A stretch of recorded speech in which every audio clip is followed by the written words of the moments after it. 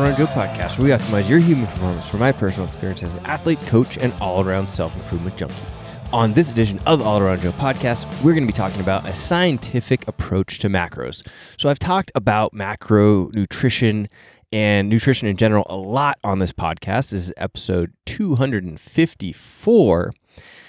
But every time I try and talk about it from a little bit of a different angle so that sometimes it hits people in a different way and you can get more out of it just because it related to you by saying it a different way or a different time in your life or something like that. I know that there's many things, including like books, for example, that I might have read at one time. It didn't hit me right at that exact moment, but I reread it years later and it was awesome and really dug in and I was able to get a lot out of it.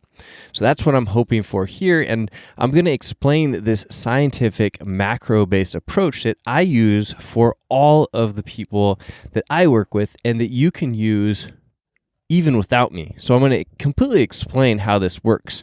And if you need to dig into any questions or anything like that, go ahead and leave them in the show notes at allaroundjoe.com/254. That's where I'd love to see the questions come up so that we can all benefit from asking the questions, and then I'll answer them for you as soon as I possibly can right there. So the first thing that we're going to talk about today is where to start. And actually, before that, what I should talk about is what is a scientific approach to macro-based nutrition. So macros are a really interesting thing right now that a lot of people are talking about, and it's basically just the percentage of proteins, fats, and carbohydrates that you're eating in a day in your daily nutrition. And a scientific approach is going to be one that we measure. So we don't just go off of what might happen or, we don't have any kind of like secret sauce or anything like that. And that's never the way that I've done my nutrition for myself or for anybody that I've worked with. It's all about taking a very scientific approach and measuring things, the consistency, and then what's worked and what hasn't, and then making adjustments along the way. And that's basically how I'm going to explain to you how I do this macro-based scientific approach, or scientific macro-based approach to nutrition, dieting, and pretty much anything else that we're working on here. So the first place is, where do you start? And I know that a lot of people will come to me and they just have no idea where they want to begin this journey. And the truth is, it all starts with tracking. And you've heard me talk about that a lot before in the past as well. Tracking is going to be where you start with wanting to improve something. So you just need to get good at it, and you need to get really familiar with the tracking process that you're using so it doesn't take up a lot of time. This should not take up a lot of time. You just need to do it enough so that it doesn't take up very much time for you. I like to use an app called MyFitnessPal just because it has the most comprehensive food database. There are other apps that you may like that look a lot prettier, that do some cool things, but I've found that a lot of them just don't have a big enough food database for them to be quick and easy to enter food information into. So if you're going to take an extra 5 minutes to have to log in the actual macro-based nutrition of the food that you're eating, you're not going to do it very long. I'm not going to do it very long. So I want to have something that I can just type in the information really quickly, comes up with something that's fairly accurate, and put it in there. And that's the other thing. It doesn't have to be 100% accurate. The nutrition facts on a label are not 100% accurate, so we can't expect ourselves to be 100% accurate when we're measuring that. And I think that having 100% accuracy is a goal that's not achievable, but we want to measure as best as we can. So we're going to start out by measuring, and we're going to start out by using a fitness or a food-based app like MyFitnessPal, and we're just going to see what happens. So we're going to get in the process of just seeing what comes up when we measure. Don't worry about setting too many goals right at the start. Just take a week of measuring what shows up, and making observations. All right, I have a lot of carbohydrates in my diet, or I have a lot of fat in my diet. Rarely do we see people that have a lot of protein in their diet and not much else without doing that intentionally. So most times we'll see people that have really high fat or really high carbohydrates. And, right now we're not judging at all. We're just taking in information and we're getting good at the logging and tracking process because that's where we need to be. You have to have that information to move forward. And a lot of times people will come and they want to make big jumps and they're like, well, you're just telling me to track. That's the first thing. What am I shooting for? And they're like, well, you need to do this tracking process really well. And it only takes 5 minutes a day if you're doing it really well, or less. It probably takes me 3 minutes a day. then you can make progress moving forward, because it doesn't do you any good if I give you this full meal plan you have to eat and you got to track and you got to make adjustments. It's just going to be overwhelming. You need to be really good at this, and you need to take a slow approach to it. You need to take an approach that you're doing this not for the next month or next 3 months to look really good for some event or some idea or goal that you've set up, but that you're just trying to learn and be good at knowing how to do this. You want to learn it. You want to learn how to fish. You don't want somebody to give you the fish in this situation. Okay, you really want to know how to do that, because this is something that someone else can't do for you. You have to make the decisions on what to eat, unless you're going to have somebody follow you around and just feed you foods. And I don't know anybody that's doing that these days unless you have $1 billion. So good luck with that. But we can easily learn this. We can easily make it a part of our lives. We can easily make good decisions. And we start by just tracking what we're doing. Then we're going to start measuring progress. Okay. So that measurement of progress has to do with, at first, like I said, you measure how much carbohydrates, fats, proteins, and calories that you're taking in on a regular basis. You start measuring it. You start measuring your weight. You start measuring your body fat. You start measuring your performance if that's what your goal is. So you measure your goal and get as much data as you can while you're doing that. So what I recommend is, if your goal is to lose some weight or some body fat, you go out and get one of those scales that not only does your body fat and does your weight.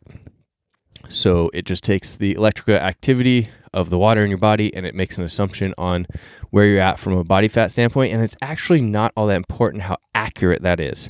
Now you might be like, wait a second, how can you do that if it's not accurate? Well, the truth is that it doesn't have to be that accurate from the standpoint of saying like, oh yeah, you are 15% body fat. I don't care, what that is. It'd be really nice if it was super accurate, but I've never found one that's incredibly accurate. But it is accurate in measuring, all right, if I measure in the morning, right when I get up out of bed, the accuracy from one measurement to the next seems to be fairly accurate. So it might be like, as you're moving on your journey towards less body fat, you may start out at 15% and you see it go down to 14%, 13.5%, and so on and so forth. And you can use also the eyeball test, looking in the mirror and seeing how you look, in order to see the accuracy of where you want to be headed and where you want to get to. So you measure that. Then you would measure performance-based indicators, so measuring your workouts and then measuring subjective things as well.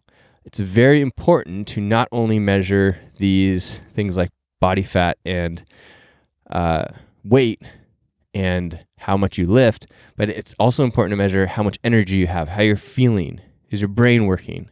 All of these things that you can think of that are tangible measurements for you, you should write them down, even though they are subjective rather than objective. So just think of that list. I like to keep my measurements just simply we're doing number one in the MyFitnessPal app by measuring the macronutrients and nutrition, but then I just use a notes app to measure these other things, how you do it on a daily basis. So I take the notes every single day, measuring out what those particular things are, or you could do it in a spreadsheet, and then you could have a measurement system of like 1 to 10 for each category, and then come back and see where those changes made effects. But you just have to start with measuring. Again, this is another thing that will only take, that one takes even far less time, right? 30 seconds to go through and just put in your numbers for those particular things that you're measuring. Like I said, I recommend weight, body fat, performance. So performance would be like what your workout was and how you felt during that particular workout. I also measure water, and anything else that you want to put in there is 100% cool as well.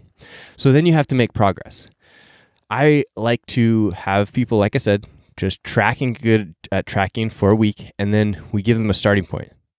So I usually start out, most people, with 40% carbohydrates, 30% fat, and 30% protein, and I set that number of calories based off of their ideal body weight. So if you want to weigh 150 pounds, we set up your protein at 150 grams, and then at a 40-30-30 percentage, it will fall into place with the grams that you should have for carbohydrates and fats. It's that simple. And if you're using the MyFitnessPal app, it's really easy to go in there and just set those numbers up, and then it spits them out what you need to have for all of your fats, proteins, and carbohydrates, just like that. So simple as that. You start out at 40-30-30, and that's a great place to start. And then you measure that and see what your progress is like for 4 weeks. So I like to do 4 weeks. And if there's something that's really drastic, like you start losing like 5 pounds or gaining like 5 pounds losing like 5 pounds a week, or if you're trying to lose weight and you start gaining weight on that diet, then we start making changes sooner. But if it seems like you're staying about the same or slowly trending in the right direction, then we just keep it there for about 4 weeks and see what happens. A lot of times you're just leveling out the playing field to see what happens when you're eating consistently the same amounts of food, and that can be a bunch of very good information for us.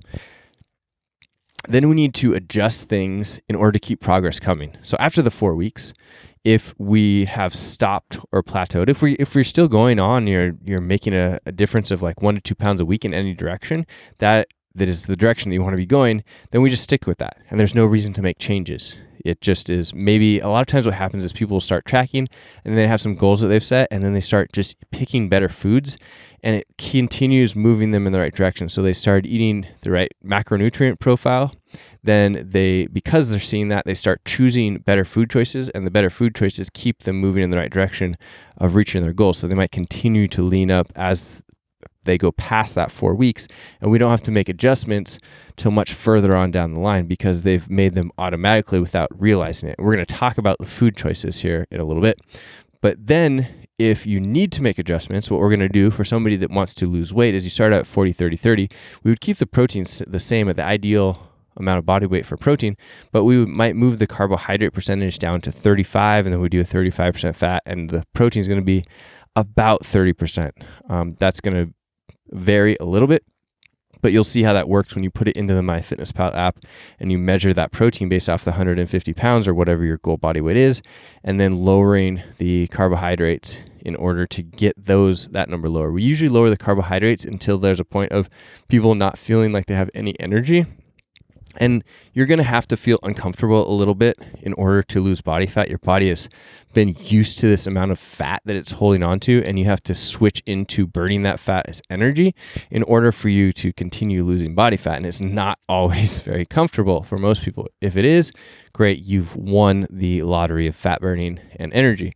But most times it's pretty uncomfortable because you're creating a new set point for your body. And that can take some time and a little bit of uncomfort. So if you're trying to gain performance, though, you might go in the other direction. You might be like, oh, I've hit a plateau. I don't feel like I have as much energy as I would like to. I'm working as hard as I possibly can, and my weights are not going up.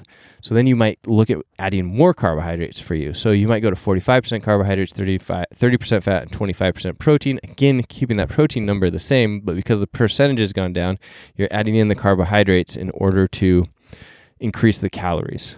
And then you measure again. So this is a constant process of setting up goals and then having consistency and then measuring the progress and then resetting the goals and resetting what are meaning goals like macronutrient and calorie goals, and then measuring again and seeing how you did.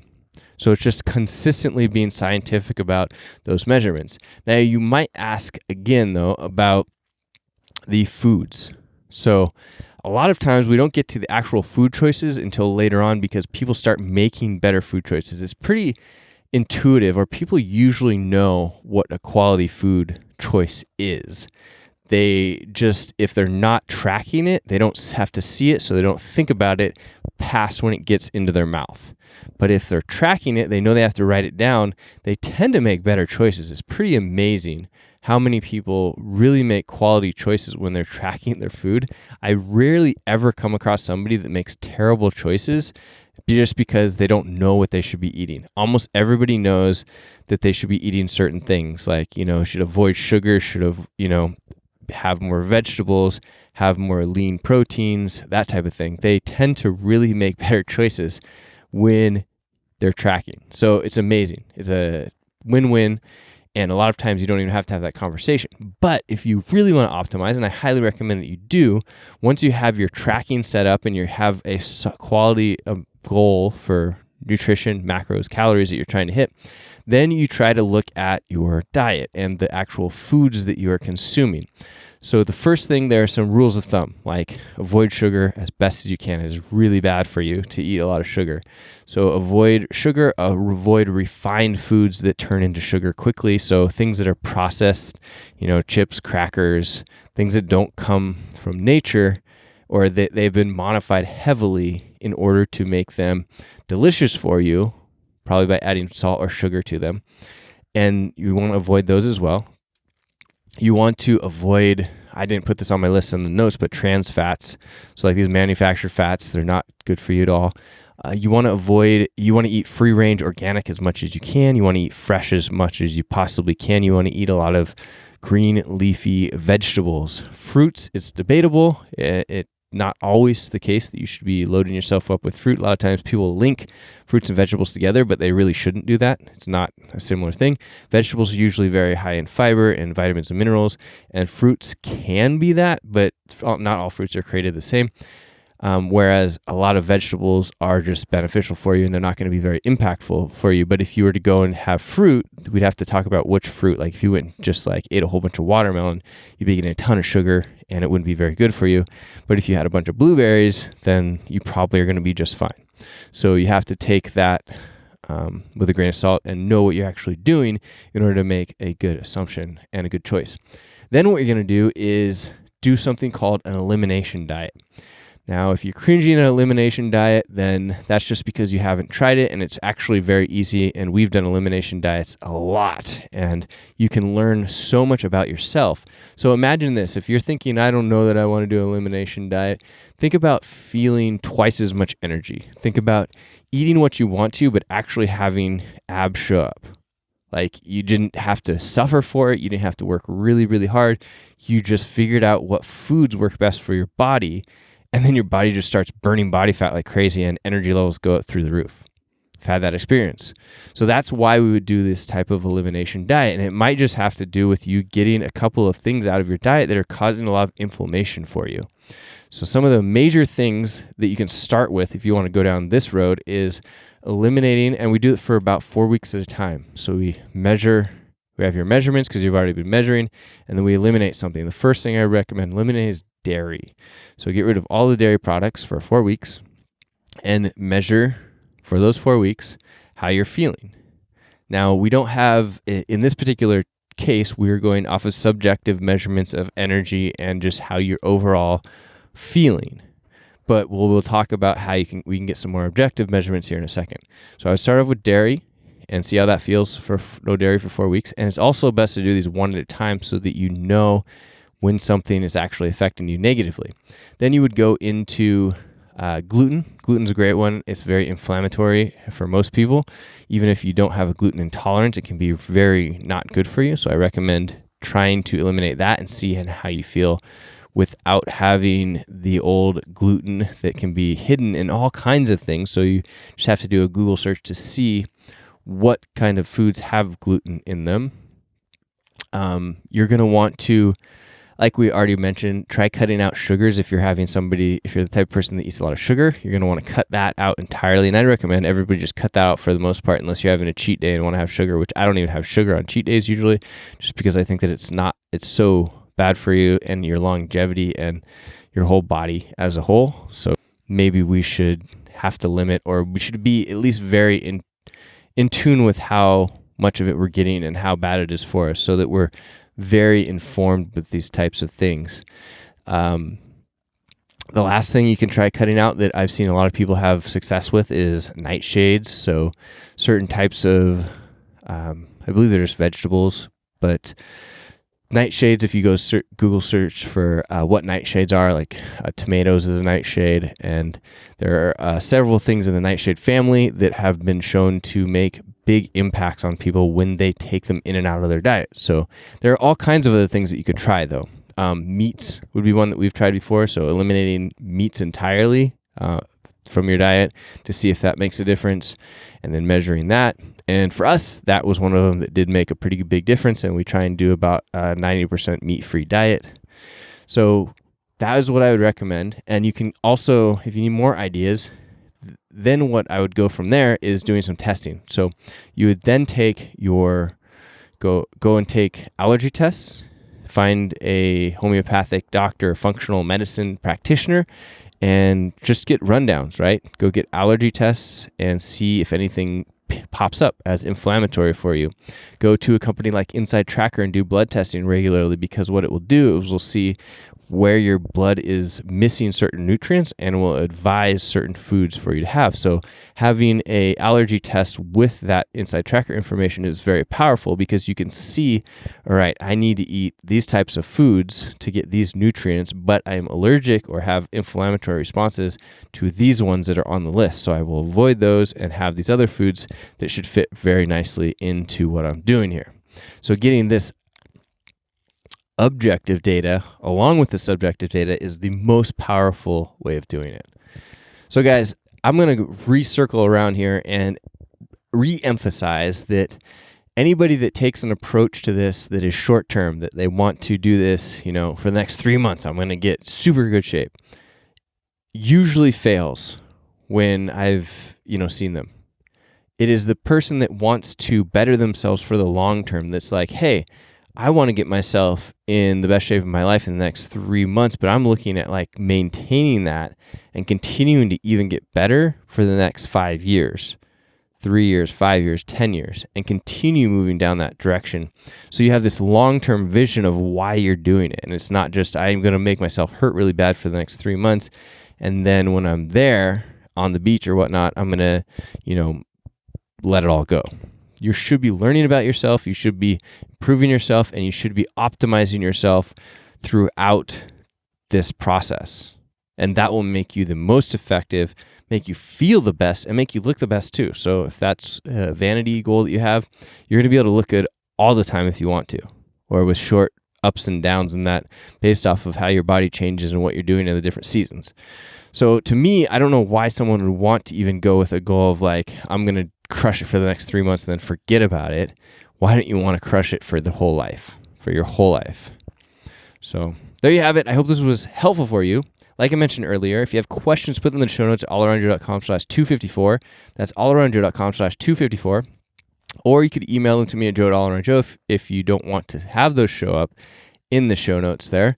And if you need help with this stuff, which is what we do on a daily basis in the Get Better Project, you can try us out for 2 weeks free by going to thegetbetterproject.com/2weeks, and we'll get you all set up. And we include workouts for, you could do them in the gym, but our program is actually designed for people that want to do at-home workouts. And we have programs for people that have no equipment, so body weight only, all the way up to people that have full gym setup. So a full meal deal, full gym, all of the toys, and then everything in between. Like if you just have a couple dumbbells or a kettlebell, there's a program for you as well.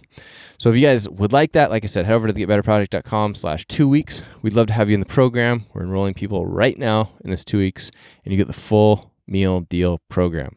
All right, guys, hope this was informative for you. I hope it was helpful. And like I said, let me know if you have any questions. The All Around Joe podcast, where we optimize your human performance from my personal experience as an athlete, coach, and all-around self-improvement junkie.